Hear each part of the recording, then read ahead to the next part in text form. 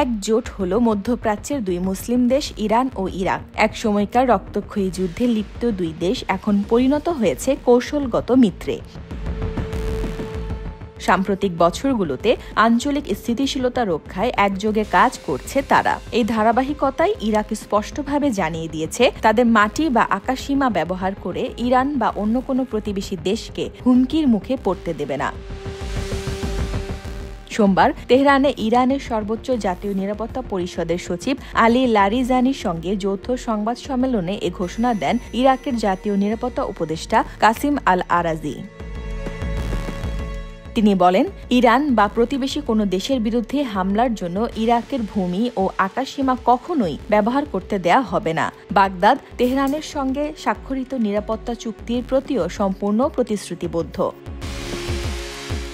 চলতি বছরের জুনে ইসরায়েল যখন তেহরানে সামরিক ও পারমাণবিক লক্ষ্যবস্তুতে হামলা চালায়, তখনই ইরাক জাতিসংঘে আনুষ্ঠানিকভাবে অভিযোগ করে যে ইসরায়েল ইরাকের আকাশসীমা লঙ্ঘন করেই ওই হামলা চালিয়েছে।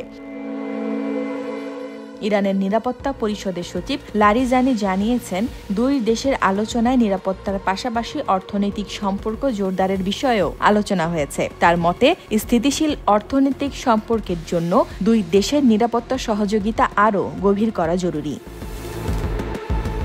বিশেষজ্ঞদের মতে, ইরাকের এই ঘোষণা শুধু কূটনৈতিক বার্তাই নয়, বরং মধ্যপ্রাচ্যের নিরাপত্তা ভারসাম্যে এক নতুন অধ্যায়। দেশ সময় নিউজ ডেস্ক।